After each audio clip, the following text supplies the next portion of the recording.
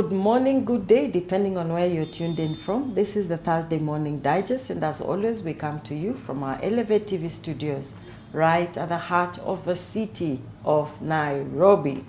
Where are you watching us from? Please tell us which town, which county, which city you're watching us from, and participate in our discussion today. We are discussing about family finances. We'll be talking about budgeting for the family, building wealth for the family, and just ensuring that as a family, you have planned for your future, for yourself, for your children, and as scripture tells us, for your children's children. And I have with me in studio the financial coach. I'll ask her to introduce herself, and then we begin our discussion today. Karibu sana, Hannah. Thank you, Lorraine. Once again, I'm Hannah, the financial coach. I help you pay yourself first, develop yourself, and create wealth. Yes. Wow. Okay. So thank you so much again for creating time to be in our show. My deepest Always a pleasure. joy My and a deepest pleasure to host you. Karibu sana. Thank you. So today we want to talk about family finances. We want to see how can we help families come together and do something for themselves. So perhaps before we delve into the meat of the discussion, maybe we can help our viewers understand what do we mean by family wealth. Yeah. All right. It is what the family holds and has their name on it in regarding wealth. Maybe you have been left as inheritance as a family. Anything you have bought, anything you own with your name on it, that is your wealth. Yes. Yeah. Okay. All right. Now, I think the question then that somebody would be asking is, so as a family, maybe we are just starting a family, or we are there but we have nothing to our name. So where do we start from? We start by creating the finance. You Okay. cannot create wealth without the tool. The tool in this case is the finance, the money, the cash. So if you are there starting a family, or if you are there and you feel you do not have wealth, is for you to start having a gainful employment or gainful business to be able to put an additional to your family. Okay. It's very hard to create family finance from debt. It has to be something that is adding value to you. Yes. And an extra coin to the family. So what you do is start by looking at the opportunities that are around you. Yes. By the grace of God, we are a very blessed nation. Opportunities are everywhere, even outside your door. And as long as you live in a community, communities need use finances and need each other. So check in around your community. If it's a village, if it's a village or the city, the community around you, what do they need? And then be the provider and a solution to that. For example, I have some clients that I train from the Northeastern. And I was training an NGO student college. And as we were interacting, one of the students told me that the highest need around their area is sugar. So she took her pocket money from school and she was able to buy sugar from the city. So where they live is very desolate. There are not very many urban centers and opportunities for shops. So when she was coming from school, she would come with the sugar and she would sell around her community per cup. Wow. And since Form 1 to Form 4, she's been able to do so well.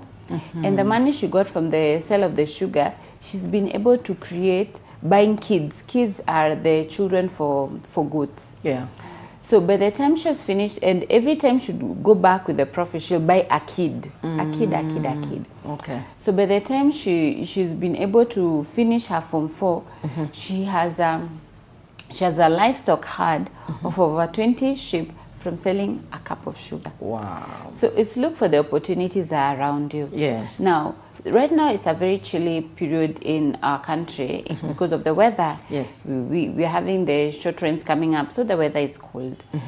There are people who have been innovative enough to ensure you rise up very early and provide coffee, provide black tea around the area. Yes. Who are the people that rise up very early? There are touts, there are drivers. Yes. So they are very early by 5. We have that hot cup of tea, hot cup of coffee. Yes. In the evening and in the morning, because people must eat. Yes. When you're looking at the finances, concentrate on anything that affects Wanjiko. If you ever want wealth in the nation of Kenya, provide service to Wanjiko. Okay. Wanjiko is the common mwananchi. Wanjiko must eat. Yes. Wanjiko must drink. They may not necessarily have to dress. We can manage with the dressing. Yes. Anything that has to do with food, Wanjiko will be there. Anything that has to do with housing, Wanjiko will be there. Yes. Anything that has to do with enabling Wanjiko's children to be able to go to school or education for Wanjiko, you'll find a lot of wealth there. Yes. So how does that translate to you as a family? Look for opportunities even to create mandazis. As the school-going children are going, they can be able to buy a snack at an affordable price. Muffins, ngumus, the shortcakes, you know. Do it well and even be exceptional, like add value. If it's those vanilla cakes, add some little vanilla, add some little cinnamon. If with those mandazis, how do they differentiate from the neighbor? Add a bit of value by adding some taste and flavor, all right? If it's Wanjiko going to work, what is Wanjiko eating? Try and provide, they're called what, ndomas, the original foodstuffs. You'll find you'll be able to reach Wanjiko, and when you reach Wanjiko, you reach masses. Within your area, what is Wanjiko doing? Why can you offer service to Wanjiko? Okay. Why is Wanjiko important? Because when Wanjiko buys something every day, they do not have the financial muscles to buy in bulk, like the middle class. So you'll find Wanjiko buys that soap every day, that mboga every day, that cup of sugar every day, and oil. So if you can be able to be in Wanjiko's ecosystem, you'll be wealthy. Okay. Yes. Okay. Very interesting, because many times we shy away because we are looking to do the very big things. So it's interesting that you talk about us just, you know, everyday necessities. Okay. Now, having talked about finance, I think the issue here is you've talked about the business and the opportunities and how someone can build wealth. The point I really want to bring across, and I hope I will succeed, is there are people who can do business, and then there are those who generally, unless pushed hard by circumstances, cannot really do business. So how do you help families navigate that? And I'm asking that because I've seen families, one spouse says, you know what, I want to start a business. The other one is like, okay, let me take for you a loan, or let me support, we can pick from our savings and do this. And then things don't really work out. So in determining the opportunities, maybe what are some of the pointers you can give viewers? Awesome. You need to know thyself, know your purpose, know what you're good at. Like for me, I'm a comms person. I'm very good in coaching, educating, aligning people, especially regarding finance. And for myself, how did I start this career? I started this career in the early 80s. My father, when he would come home, he taught us finance. My father was a matatu driver. And he owned a matatu. So for him, he was able to determine what is his financial number to survive in Nairobi. And for him, he realized his financial number to survive in Nairobi is 500 shillings. So from that 500 shillings, he understood that he has to align it according to his expenses. For our house, we had 5 home banks, 5 little home banks, the middle ones. And on each he assigned a duty. So there was a home bank for rent, a home bank for fees, there was a home bank for food, for school fees, because in the 80s and the 90s used to pay school fees. And then where they have put shelter, food, and then school fees. And then you had one for emergencies, in case we did not have enough, or we needed something extra in between the month. And he had one for investment. So for him, he knew per day I needed to make 500 shillings. And he taught us this. So anytime he'd come, because he did not have the leisure of a salary, he had to arrange himself on a daily wage. So when he'd come at the end of the day, he already taught us. So we'd meet him at the door and ask him, Dad, have you made budget? And then he'll tell us, come and see. So we'll go to his room, and then everything that he had gotten that day, he would pour it at the bedside stool. Wow. And then from there, we'd remove all the home banks that were under the bed, and then we'll count all the money he has come with, and then we'll see how much we've had. So if he did not meet the 500 for the day, we knew the first priorities were the three. There was the food, there was the shelter, there was the school fees. And if at all he did not manage to even reach the three, we just knew we had to sort for food and shelter. That's 200. So from whatever he would get, we'd take the coins for each, we'd place them together in each home bank. When he had excess, he would divide it against the emergency and the investment. All right. So how that helped us is we had the know-how about money. Yes. In retrospect, when I started class 1 in St. Bridget's Primary School in 𝗙𝗨𝗗𝗏 constituency, I had a pocket money of 5 shillings. So I taught other little girls in the early 90s, the beginning of the 90s, to be saving 2 shillings per day. So in a week, because we had seen our parents, we had seen our mom with the chamas, somebody had 10 shillings to go home with, and we felt very rich. We felt like kings and queens. Wow. So with that money, we'll buy, you'd afford a packet of chips, you'd afford a small milk, there was a 250 ml milk, and you'll afford bread. So this helped me to understand money, and eventually helped me with the career that I'm in right now. Now, for you back at home, who do not know your purpose, sit down with yourself, analyze your childhood, analyze yourself. What are you good at? What gives you joy that you could do for free if money was not an issue? You could do it fully free. Understand yourself and understand your skill set. That is where you'll find your money. You get. So if you probably are very good at talking to people, maybe you can look for a career in emceeing. If you're very good with money, you can consider a career that like the one I'm doing. Or if you are a very good cook, when you cook, people are just delighted, you can consider a career in cooking. So know yourself. However, as we well know, not everyone is good at business. Then if your strength is in working and the other employment, look for opportunities that are aligned with your personality. If you're a front-end person, look for jobs that need customer service. If you're a back-end person, look for opportunities that will not allow you to be front-facing. That will align with you. And then currently, by the graces of God, we've become a global village. You can be living in Kenya but working for somebody in the States, working for somebody in the UK, in the UAE. We're providing good office services for him, virtual assistants, taking notes, booking meetings, following clients. You get. So we have become a wild village, a global village. Now, how do you find this opportunity? Ensure that you're in the professional network, like LinkedIn, Glassdoor, or also connecting with your fellow people in charge, in your chama. Let them know that you're looking for a certain opportunity that aligns with your personality, with your skills. They'll connect you. Right now, the opportunities are not in the papers, not in the newspapers. The opportunities are in your network. So let your network know of what you need, and then you'll be able to enjoy those networks to open opportunities for you. For example, most of the businesses that I have through my clients are through my friends. You find that a church needs somebody to teach about personal financial coaching. They reach out to me. Yourself, when the school alumni together, that's why we connected. Talk about what you can offer. Let the world know. Go to TikTok. Let the world know. Go to Facebook. Let the world know of what you want to do, where your skill set are.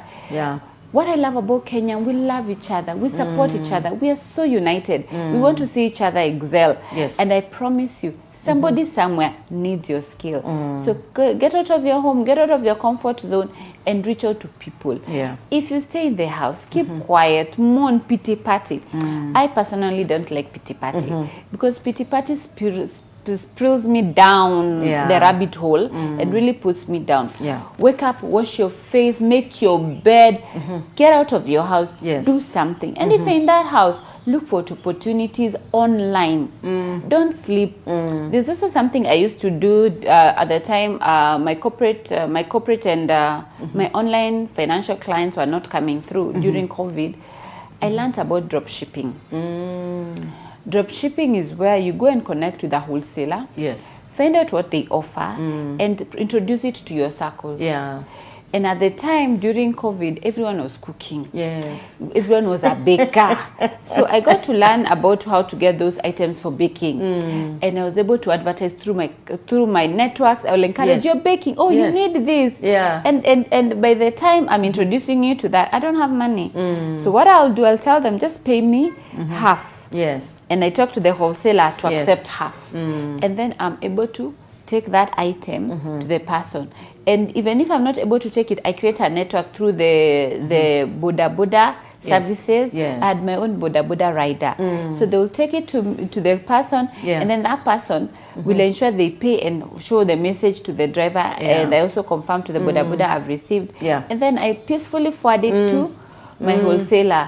And that's how I was able to make money with other people's money. You don't have to struggle. I kid you not. The rich do not use their money to make wealth. They take credit, facilitate services, then from the profit they make, they pay the creditor, and they remain with their profit. Wow. Wow, interesting. It's very interesting you say that. Actually, the wig on my head. I checked on TikTok. I saw what I liked. And I remember, so I inboxed, I reached out. They told me, call this number. So I called the number. It's actually the number of a rider. Wow. So I talked to the rider, said, send me the image of what you want. I sent to him on WhatsApp. He told me I would deliver by end of the day and pay on delivery. So I said, fine. So he came. So when I now went to receive it, I remember he told me, I have this hairbrush. Adding value. Adding value. Adding value. You know you need a nice brush. So here it is. Wow. Then here is, I think, oil or something. You know, I was actually very, very impressed. You know, that first, I'm not even dealing, whoever is on TikTok, I don't even know if they are the owners of the business or not. But you see, the person I'm now dealing with is now the rider. So I pay the rider for delivery. I pay him for the product. Then now plus additional things that he's giving me. And I said, oh wow. So I think really, I'm just agreeing with you that there are many opportunities out there, and if we are keen, we will actually be able to benefit and do something. Absolutely. One thing I say, necessity is the mother of invention. For myself, I started being a breadwinner at the age of 10. My father was in ICU because he had a motor accident. My mother was in HDU. She had a botched CS. So we were 9 kids, 5 of ours for adopted. We were 9 children. And it never occurred to my head that we could go to the streets. So I asked the Lord, Lord, what do they have me do? And I even ran away from home. I went to Sunday school. And when we were in Sunday school, the Sunday school teacher, by the grace of God, taught us about Moses. And how Moses was a shepherd. The Lord used him to deliver the children of Israel out of Egypt. And what did Moses have? Moses had a staff. And the staff that Moses had is what the Lord used to create miracles, to be able to allow the Pharaoh to help the children of Israel to get out of Egypt. So the Lord told me, at the time my mom had a thrifted business. She used to sell clothes. So at home we had cartons and cartons of clothes. So the teacher told us if there's any need that you have, ask the Lord and he'll show you. And check around you. What do you have that the Lord can use to provide for you and to take care of you? And when I went home and I prayed and asked the Lord, thank you for teaching us, but we are hungry. What do we do? And the Lord showed me the clothes that were in the house. And because of that, I asked the Lord, where do I sell? You cannot do finances without God, my friends. The Lord has to guide your steps. And the Lord is so willing to work with you. The Lord is so willing to connect you with your customers. If you're there and you're struggling with your business or struggling for ideas, ask the Lord. He is so faithful to show you. So the Lord showed me where to market my wares. At the time, we're living in 𝗙𝗎, California, and there's a Kenya Defense Forces. So in the side of Kenya Defense Forces, there's a field next to the fence. So the law told me to be taking my things there after school. Why there? Because the other side was already populated. They had people. The only place that were empty is the outside the Kenya Defense Forces. So I'll carry on my shoulders a 10-year-old little girl, what I could be able. By the grace of God, my mom had taught me about business. So I knew how to sell, I knew how to negotiate with clients, and I knew how to take money and give change. So one of the things as to create financial wealth for your family is you cannot do it alone. Incorporate your children. Teach them the trade. Teach them the skills. And even as we've started midterm this week, if you go to any Indian shop, you'll find their children are selling there with their parents. They're the ones giving you change at the counter. They're the one even helping you to package the items. By your children at home watching cartoons. So I was able to sell my wares at the KDF, and I was able to provide for my family for 2 years. Comfortably before my parents were able to get back to their feet. And one of the things I really appreciate with that skill is a bit of bouncing back. So necessity is a mother of invention. Because of that skill, God has helped me to be able to transform and really transform my business and to be able to accommodate any client that I meet. Whatever your financial issue, we'll figure it out. So you as a person, try and see what invention you can create around you. Because the beauty about our brain, we are not limited. We are not limited, but we want to be boxed. You want to be boxed in a job, you want to be boxed because people do things a certain way. But if you don't do it differently like your rider, provide a hairbrush, provide oil, that rider not only got their rider fees, they're able to get something extra by adding value to their business. And that skill helped me when I went to campus, because now, because we were very many children, I had to provide for my own campus. So what would I do? At the time when I was going to campus, in our youth church, everyone was getting married. So everyone was getting married. What do they need? They need decoration. They need caterer for their wedding. So I learned how to cook for masses. So when I would provide those services as the expensive caterers were coming in, I'd say I can be able to cook, and I have a team who had arranged some of the youth. We could be able to cook, and from the wedding we'll be able to get something, and I'll pay school fees. If it's the wedding decoration, I learned how to decorate. I got a mentor in church. I learned how to decorate, to make balloons. I even got connection to farms in Naivasha, where I would be able to order flowers in Naivasha and would wait for the flowers at 3 a.m. Even learned the wholesale market for flowers, the 3 a.m., 4 a.m. at City Market. And I'll have my flowers come, and they'll be delivered with the others, and get those flowers, go to church, panga those flowers, and by 8 o'clock the church is beautiful, the courtyard is beautiful for weddings. Why? Because I love reading, I love masomo, and I know one day I'll be a PhD doctor by the grace of God. But I knew this masomo was my desire, because my parents had done their best to take me to Form 4 and college, but I wanted further.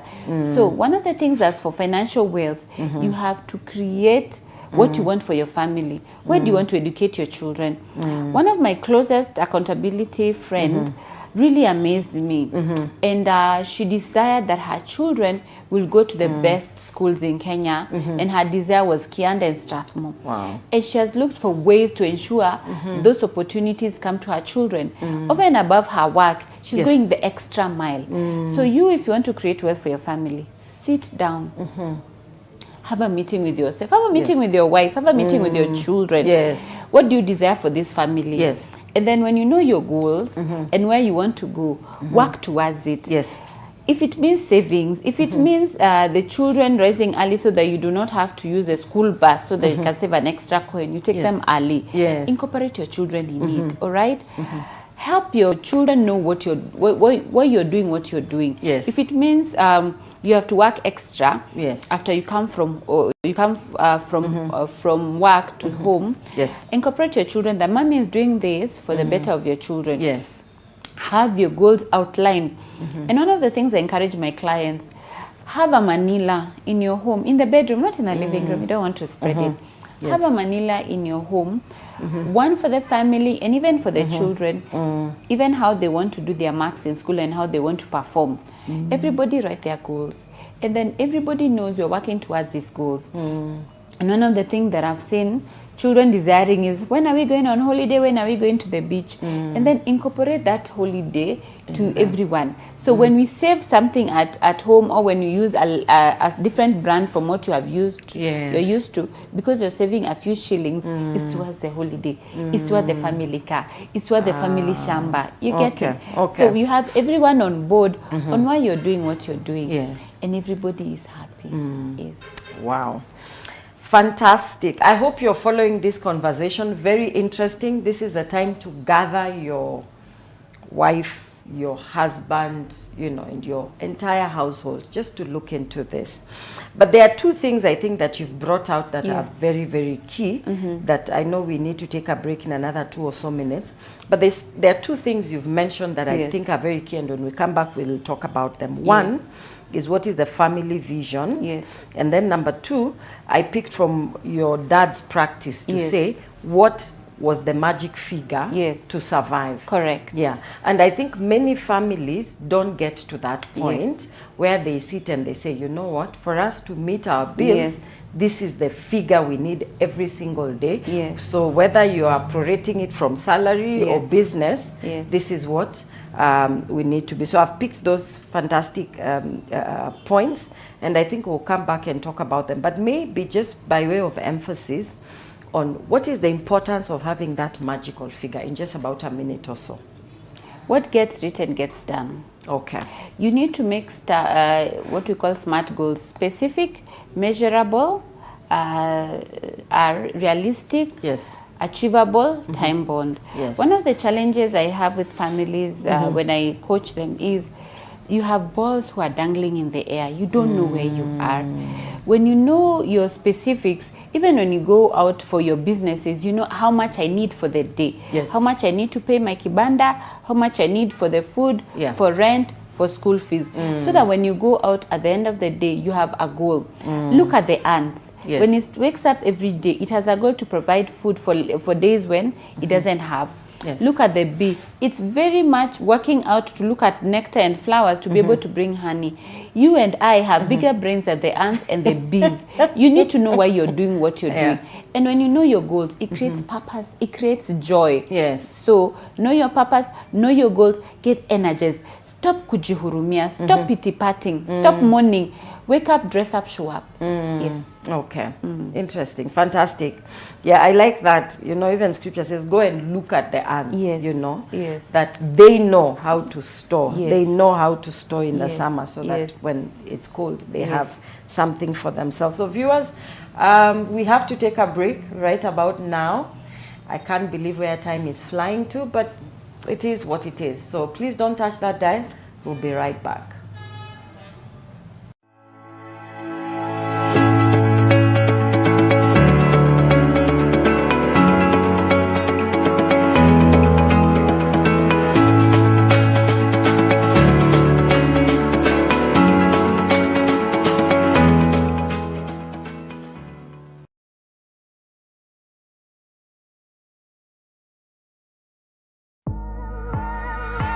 Praise the Lord. My name is Pastor Tim Mwangi, and I'm here with Apostle Wambogo and also Reverend George. And we are making this clarion call to all the leaders.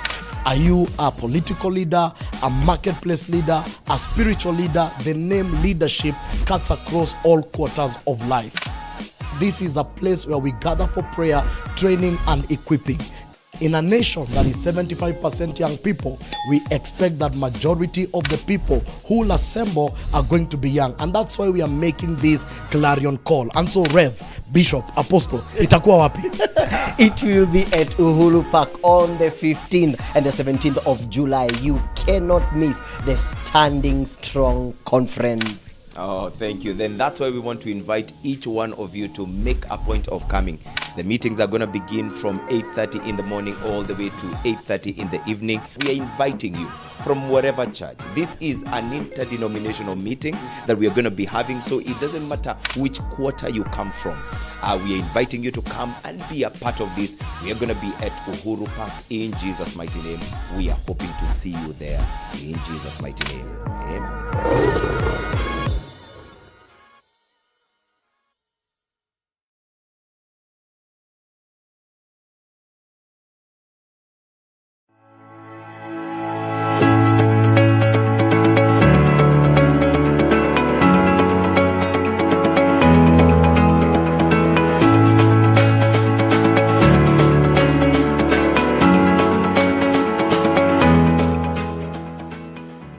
Well, welcome back. We are discussing about family finances, how to build legacy wealth for our families, how to teach our children how to make money, how to manage money, okay, and how to build wealth even for themselves.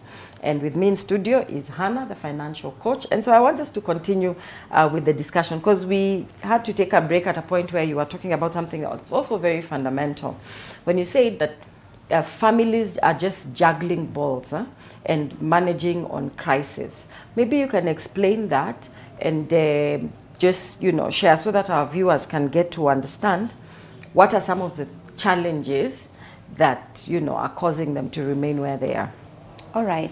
One of the things you realize is that we don't sit down and analyze obligations, what is expected of us as families. So you find that you live by survival mode. So whichever crisis or whichever need that comes up, that's what you sort first. Yes. And then when the next one comes, you deal with it through maybe debt or you take out your savings. Yes. So one of the things that I usually align is you sit down and analyze what are your obligations, and how you get to know your obligation is having a budget. Yes. You need to have a budget for your family. Okay. So that the budget will be worked on according to the income that you have. Yes. So you find that some obligations are not yours. Some obligations are forced, or you find that because you have not had the ability to say no, you just flow. Yeah. One main obligation that is currently a crisis in most African families is the family tax, where you're taking care of the whole community, the whole village is on your neck. Yes. So that family is very beautiful, and as African, we are family and we love one another and we are in one community. Yeah. But it can cripple you very badly. So one of the things you need to understand is how financial priorities work. So the first financial priority is God. Yes. Do your tithe. Because He's the one who's provided you with life, with joy, with health, and all that beautiful family you have. After God, it's your wife. Because your wife and you are one. Yes. And you made a vow to God to take care of each other. After the wife is the children. Your own children, before you take care of the children of the world. Yeah. After your own children is your parents on both sides. Yes. After your parents, that's when you go to the friends, the siblings, and the world. Yes. So once you have those priorities right, you'll be able to align your finances according to those priorities. Yes. All right? So you align your finances, ensure you have made obligations for your God, for your, and not take all your wealth to the church. Yeah. No. God wants our discipline and obedience by the tithing. So don't go and sow all your wealth to the seed. That's a whole other conversation. Yes. We'll get it another day. So once you've done your obligation, ensure that what does your wife need? Your wife needs a roof over her head. Yes. And then what do your children need? Your children need food. They need education. Yes. Have you managed those basics? As of those are the basics and priorities in your budget. After you have managed that, now go to your parents. Your parents are very important, but they need to be put on a budget, because it's not your responsibility to sort their retirement. You're not their retirement plan. Yeah. So what you decide with your wife is how much you will honor them. Yes. And one of the responsibility of honoring that I said is, excuse me, is ensure that your parents have the SHA, the SHA statutory health care, why is this important as your first responsibility to the community is, as you age, you find that you have more health concerns. So one of the ways the government has protected your wealth is ensuring that you have SHA. SHA that will be able to take care of some bills. If you do not have that SHA protection, you'll find that you'll be taking money from your children's school fees, money for your own home to be able to sort such needs. All right? Yes. So put your family on a budget, your parents on a budget. Ensure the first thing you have for them is you have the SHA. Yes. The second thing you have is ensure you communicate a budget to them. Yes. This is the amount I can afford every month. I do not have any other money extra in between the month when you want for your chamas and all that. Yes. So one of the things when I'm training, especially the old age, you find that they are in very many chamas for the purpose of fellowship and communion. So you find those chamas become your responsibility. And when you put that in your crisis, because it's not a benefit to you, you're just making them happy, you find you're taking money away from your children. Yes. So analyze your priorities, analyze the budgets from your priorities, and then put them on a budget. Give them a figure. Okay. And then if you find that your income is less than your budget, you have to downsize. Yes. And you have to accept to downsize. And one of the things that I'm really appreciating about a presenter called Leen Ngugi, Leen Ngugi is teaching people how to move from the urban to rural. Because we are here fighting for the scarce resources.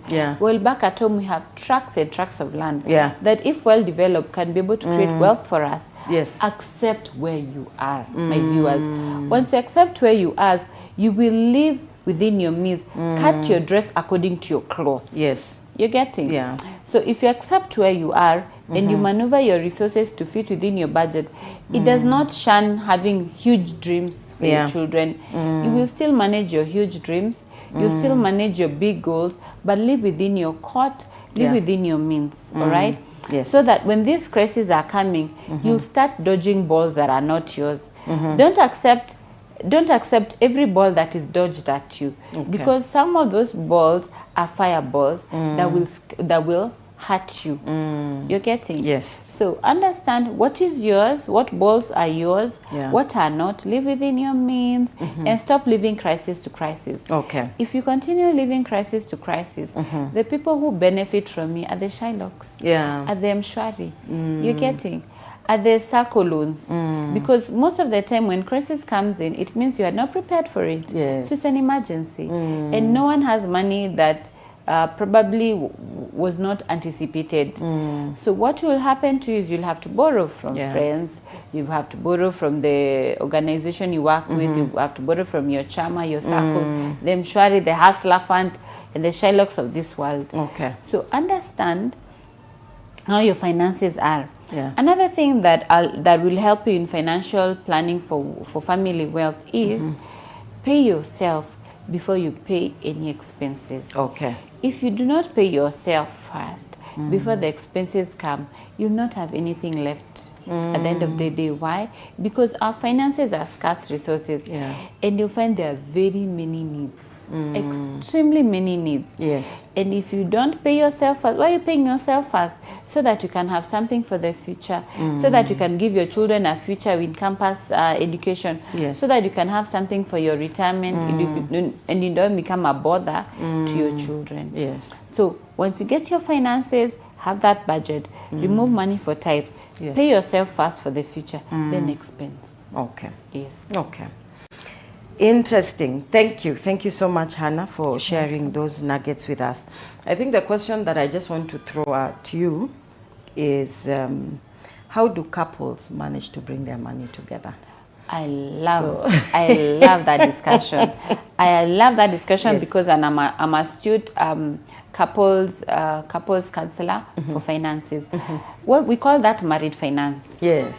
Now, in married finance, you first have to be very well married, like legally married. Because if you're not legally married, or even if it's a customary marriage where you're both known from each other, you have legalized at the chief or at the AG or the church, we handle your finances separately. But if you're really married, legally married, now we marry your finances.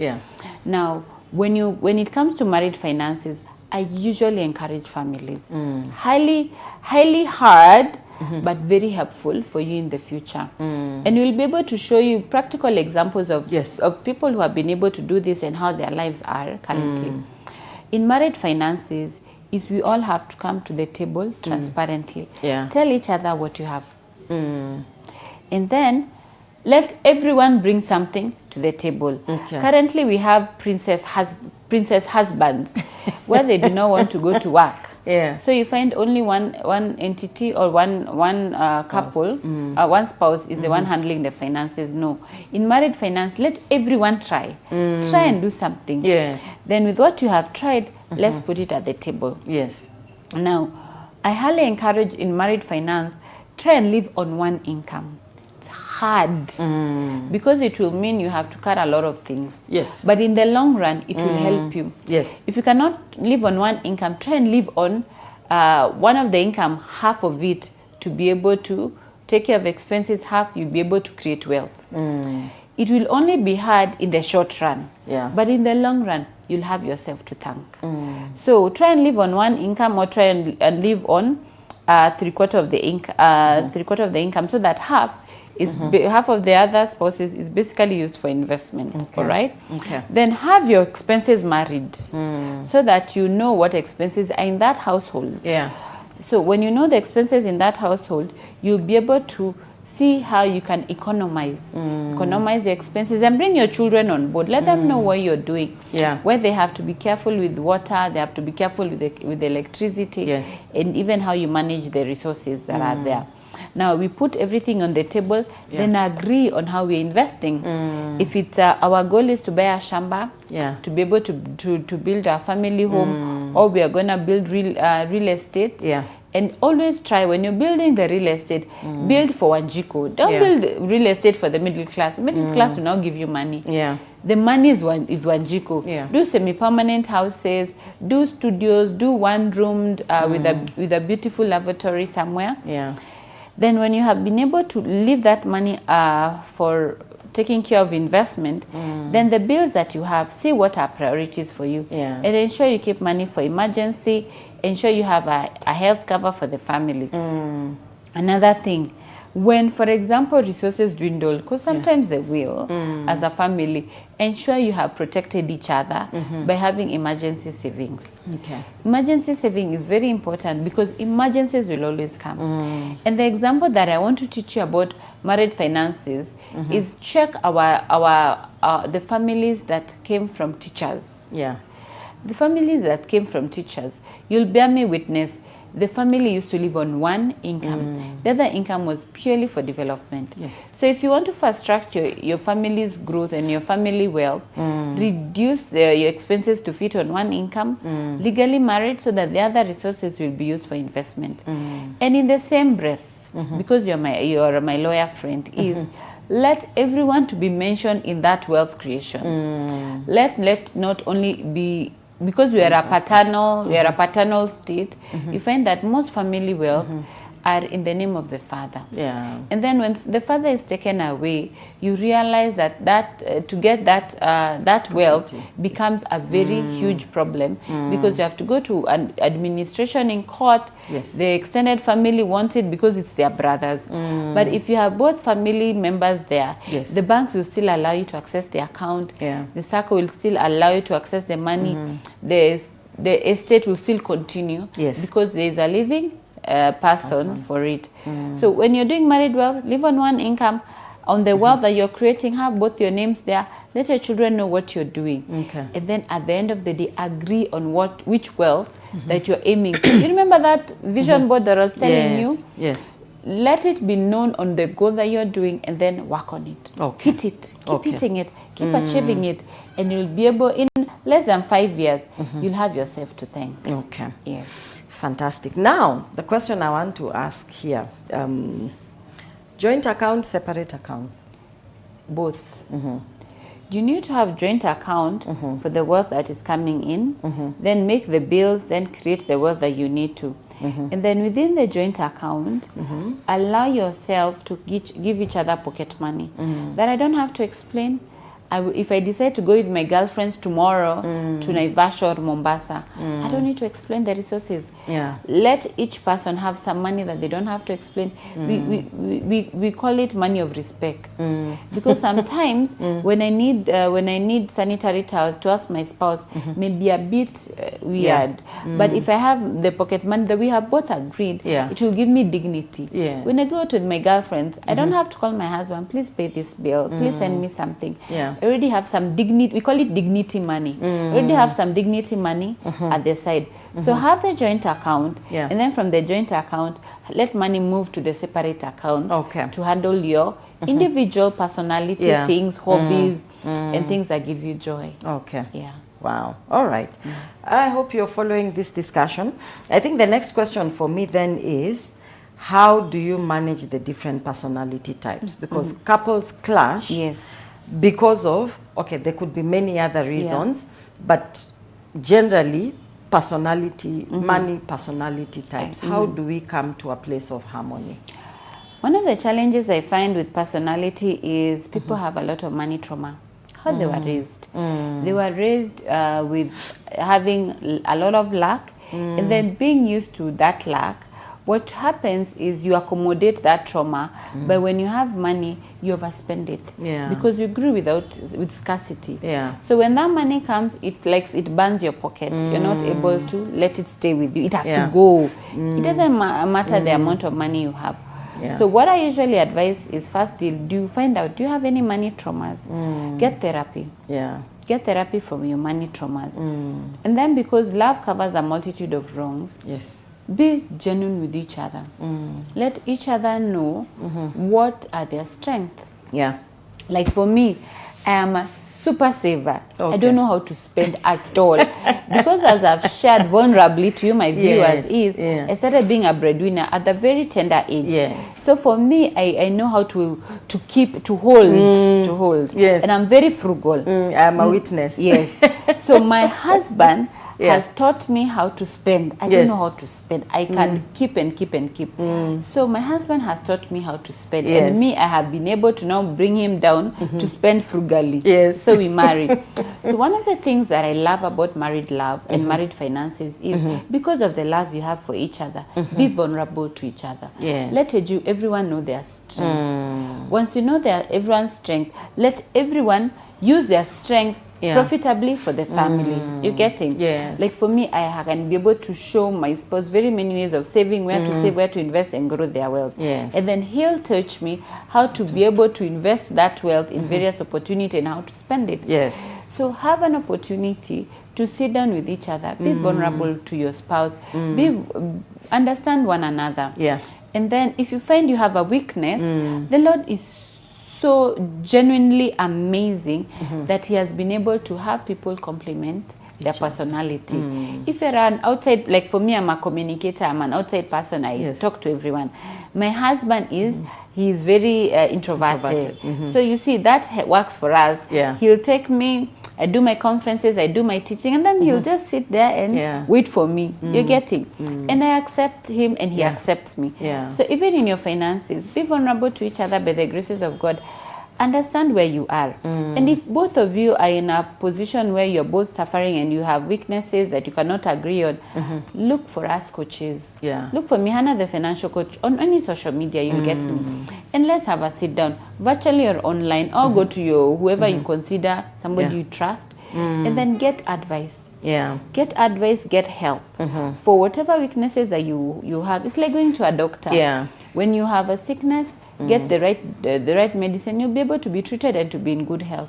So have good finances analyzed, see where you're ailing from, get treatment, work on it. But even as you're working on it, do not accept to stay in your weakness. If you know you're a spendthrift, give yourself a budget. If a good clothes cannot pass you by, give yourself a budget for clothes. If it's 2,000, if it's 5,000, whichever amount, you will not exceed that limit.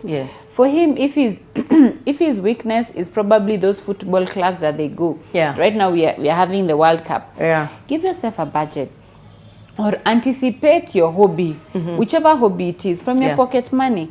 Start saving for it. If you're going to the sevens or the Naivasha rally, you know when it comes. Save in advance for it and go peacefully without touching or endangering the family finances. Another thing in the personality is agree on the goals, and then put opportunities to ensure that those goals, they have a standing order. If it's the house, have a standing order for your circle to be able to make your contribution. If it's the children policies, educational policies, they have a standing order from your bank, so that when you receive your money, it is net of your goals, so that you'll be able to spend your money guilt-free. Yes. Yeah. Okay. Fantastic. Wow. Time is really flying. There are two things I think I would like us to discuss before we close, because I see our time is really going. One is something I think you had mentioned offline, but which is of concern, that many families are already distressed financially. So that is causing a lot of emotional turmoil in the homes. So how can you help couples navigate that? Of course, at the end of the show, again, I'll just ask you to share your details so that those who need your services can reach out. But just, you know, highlights. What should such a family do? The world is so interesting, and the word of God says that you'll have many troubles. You will have, yani it's assured, you'll have very many troubles. Yes. But be of good cheer. I've already overcome those troubles. Yes. When you're in crisis, the first person you need to call on is call in the name of the Lord. When you call on the name of the Lord, He gives you peace, wisdom on how to tackle a crisis. Yes. So the first thing, even before you call your friends, call your spouse, call on the name of the Lord. Yes. Let Him know the crises that are there. Because the word of God says in 1 Corinthians 10:23 is that the Lord will not let you be tempted beyond what you can bear. Yes. But when you're tempted, He provides a way out. So just know that whatever crisis that you are in, it is not impossible to get out. Yes. It starts with mental mindset. Yeah. Have the positive mindset that itaisha. And even when you look back, how you grew up, your current life is a fulfillment of your prayers of beforehand. Wow. Is the fulfillment of dreams you had as a child. Having a family, having a job, even what you have achieved is a fulfillment of dreams. So the Lord did it before, and He will do it again. Yes. So start by a positive mindset. If it's something that you did that has caused you to be in that crisis, repent. Yes. Repent out of it, forgive yourself. Ask for your people who you love, your spouse, your children, to forgive you. Yeah. Come out from to a place of victory first, and then face the crisis head on. Try and figure out what is this crisis about. If it's a health concern, if it's a financial concern, sit down, analyze it, figure it out. If it means downsizing, if it's a job that has ended, how much can the emergency saving take care of us? All right. Yes. And then analyze how much time you have. So the next thing after you have analyzed the crisis, because if you do not analyze the crisis, it can blow up. It can be like a pressure bomb, blowing, growing, and become something else. Understand the crisis. Like yesterday, I learned of a client who put in these forex things, and as I say, forex money is money of the lungs. But they continue to put against our advice, and they lost 34 million Kenyan shilling, all their pensions, all their savings, and they're alive. So what I was telling them, it has gone. Accept. Yeah. Forgive yourself. The people that you had borrowed from, explain to them. Come with a payment plan. If worse goes to worse, come to you as a lawyer. Claim bankruptcy. When you claim bankruptcy, you'll only have to pay whatever you can actually pay or not. And give yourself a buffer period. So understand the crisis, face the crisis on. Talk through the crisis. One of the ways that I found comfortably about crisis is write the crisis down. Writing for me helps me figure out things. Yes. Write down the crisis. If it's a financial bill or whatever, write it down. Yes. Then we look for solution. If it's a debt crisis, we look for solution on how we can reduce the crisis. For example, if you had taken a loan with a Shylock and the Shylock is coming with you in all guns blazing, is now look for a creditor that can take in your debt at a lower interest. Yes. Flip the debt. Get a loan from a bank, get a loan from the circle at a lower interest. Yes. Yes, and a calculated interest than a Shylock. All right? Yes. Reduce the interest, flip the debt. At least it will give you breathing space. If it's a job loss, see what you can do before you get the next job. Yes. Reinvent yourself. Yes. All right? If it's a crisis of health, the beauty is that Kenya, we are the East Africa best. We have the best medical care in East Africa. The whole East Africa region comes to Kenya to get treatment. Get treatment that is within your means. And also, ask for help. Yeah. Ask for help from your circle. Ask your help from your church. Ask Yes. your help from your community. Ask your help from your siblings. Yesterday, we had the unfortunate incident of somebody in my network who the husband committed suicide because of crisis. And when the brothers got to land, they were saying they did not know. He could have just said he had this financial crisis because of debt. We would have helped them. The beauty about living in Africa, we are a community. It's not like the Western where you're alone. We're a community. Shout, scream. Yes. And one of the things I tell my husband, if you refuse to talk to me, when I've talked too much, I'll go to Arboretum, talk to a tree. If that's what will take for you, talk to a tree. Align your thoughts. Talk to God. And I kid you not. The Lord has said, we lack wisdom because we have not asked of Him. But when you ask for wisdom from above, He will align you. He will give you. Yes. Because we're here in a Christian television show. We will always have to remind you because God is our source. And you're there, the spouse. Yeah. And you see that your spouse does not have some income, please do not alienate them. Do not cut them off. Please understand that resources come from the Father, our godly Father. And when the resources hit our house, it's the resources for that home, irrespective of where those resources have come from. I remember of a case where a spouse, the wife lost a job. And then after 2 months during Corona, the wife was not getting a job, but the husband was in business. A very successful man, very successful, very rich man. Do you know he started he started eating out. They didn't have children. He started eating out, and then he started closing the cabinets for food, closing the fridge. And this girl, by the time her family was finding her, she was malnourished, she was starving. And because you do not want to let the church community, I got married in a very big wedding, no. By the time she was being found, she was very malnourished, and she was getting family abuse from her own spouse for food. You're getting, and a grown-up is saying, I cannot feed another grown-up. But you're married. So let your marriage stand for something, and let your covenant speak for you. And when you have unity, you'll be able to see even your resources will open up. So please do not be mean with one another. And I speak this especially for women. Where you find you believe his resources are the families and your resources are alone. I want to tell you, when you got married, you got married and accepted this man, and the resources you have, let your man not suffer while you're there. Bring your resources together, multiplied. And please, I will always say this, everywhere, even the top of KICC, you cannot lend your spouse because the lender is the borrower is a slave to the lender, and your husband and your wife cannot be your slave. So give cheerfully, give as much as you can, and protect your spouse. Okay. Yes. Well, I thought we'd manage to tackle how to train children, but our time is gone completely. So I think I just have time maybe for you to tell viewers where they can get you. And then we close the show. All right.